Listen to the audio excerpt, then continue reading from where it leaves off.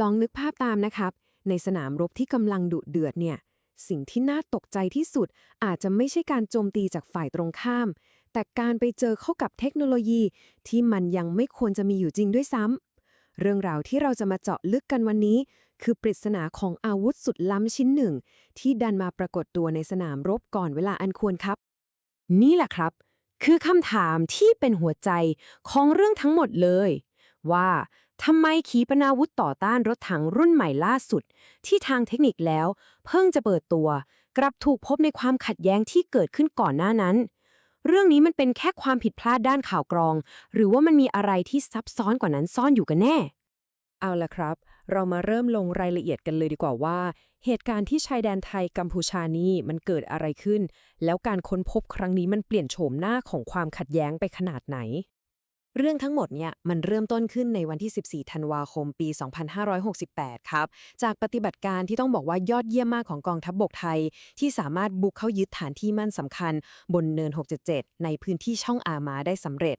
ซึ่งเนินนี้เนี่ยเป็นจุดที่สูงที่สุดในบริเวณนั้นเลยนะครับทำให้มันเป็นจุดยุทธศาสตร์ที่ได้เปรียบมากๆ แต่สิ่งที่ทหารไทยไปเจอมันน่าทึ่งยิ่งกว่าชัยชนะซะอีก เพราะมันคือคลังแสงขีปนาวุธต่อต้านรถถังรุ่นใหม่ล่าสุด ที่ถูกทิ้งเอาไว้เป็นจำนวนมากเลยครับ แต่จุดที่ทำให้เรื่องนี้มันพีคขึ้นมาอีกก็คือความย้อนแย้งที่เห็นได้ชัดๆเลย ระหว่างตัวเทคโนโลยีกับคนใช้นี่แหละครับ คือเรากำลังพูดถึงอาวุธที่ซับซ้อนมากๆระดับยุคที่ 5 เลยนะ แต่กลับไปอยู่ในมือของกองกำลังที่ดูเหมือนจะยังใช้มันไม่เป็นด้วยซ้ำการที่อาวุธพวกนี้ถูกทิ้งไว้เกลื่อนกราดมันก็ยืนยันได้เลยว่าปฏิบัติการของฝั่งไทยเนี่ยรวดเร็วจนอีกฝ่ายตั้งตัวไม่ทันจริงๆ และมันก็สะท้อนให้เห็นว่าทหารกัมพูชาอาจจะยังขาดความชำนาญจนต้องทิ้งของแพงแล้วหนีเอาตัวรอดไปก่อนนั่นเอง เอาล่ะ ทีนี้เรามาดูกันใกล้ๆดีกว่าว่าเจ้าอาวุธชิ้นนี้มันคืออะไรกันแน่ เพื่อที่จะได้เข้าใจว่าอะไรที่ทำให้มันทั้งล้ำสมัยและน่ากลัวได้ขนาดนี้ ก่อนอื่นเลย เราต้องเข้าใจคำว่ายุคที่ 5 กันก่อนนะครับ มันไม่ใช่แค่การอัปเกรดธรรมดา แต่มันคือมาตรฐานใหม่ของขีปนาวุธเลย มันมีความสามารถที่หลากหลายมาก ตั้งแต่ยิงออกไปแล้วปล่อยให้มันทำงานเองอัตโนมัติ ที่เราเรียกกันว่ายิงแล้วลืม ไปจนถึงโหมดที่คนยิงสามารถเปลี่ยนเป้าหมายกลางอากาศได้ หรือแม้กระทั่งยกเลิกภารกิจไปเลยก็ได้ ซึ่งความสามารถพวกนี้แหละครับที่ทำให้มันอันตรายและคาดเดาทิศทางได้ยากมากในสนามรบ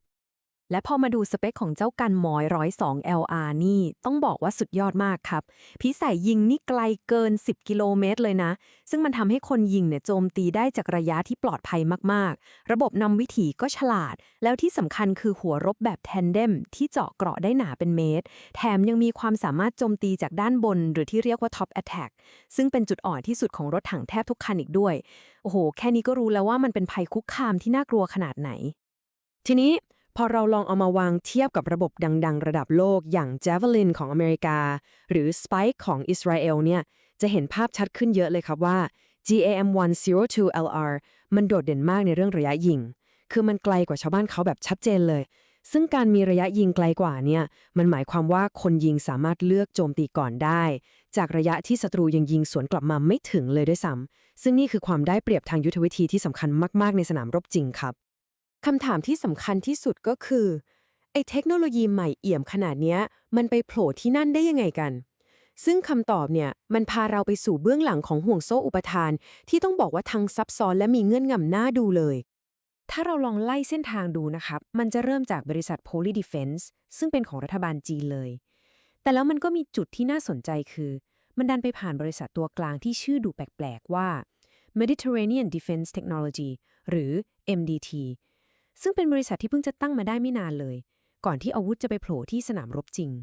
รูปแบบการส่งของแบบนี้มันน่าสนใจและชวนให้เราตั้งคำถามมากๆเลยครับ คือการใช้บริษัทตัวกลางแบบนี้เนี่ยมันมีจุดประสงค์ทางยุทธศาสตร์ที่ชัดเจนมากเลยครับมันคือการสร้างสิ่งที่เรียกว่าการปฏิเสธความรับผิดชอบให้กับผู้ผลิตรายใหญ่นั่นเอง โดยเฉพาะเวลาที่จะส่งอาวุธยังพื้นที่ที่มีความขัดแย้งสูงๆเพื่อที่จะได้หลีกเลี่ยงการตรวจสอบความรับผิดชอบทางการทูตโดยตรงยังไงล่ะครับ แน่นอนว่าการค้นพบขีปนาวุธครั้งนี้มันส่งผลกระทบในวงกว้างกว่าแค่ในสนามรบนะครับ มันได้สร้างทั้งโอกาสครั้งใหญ่ทางด้านการข่าวกรอง แล้วในขณะเดียวกัน มันก็กลายเป็นชนวนความขัดแย้งทางการทูตรอบใหม่ขึ้นมาด้วย แผนภูมินี้มันช่วยตอกย้ำประเด็นได้ดีเลยครับ คือเราจะเห็นความแตกต่างด้านแสนยานุภาพทางทหารระหว่างสองชาติอย่างชัดเจน ซึ่งมันยิ่งทำให้การที่กัมพูชามีอาวุธล้ำสมัยขนาดนี้ไว้ในครอบครอง กลายเป็นเรื่องที่น่าประหลาดใจและน่าสงสัยมากขึ้นไปอีก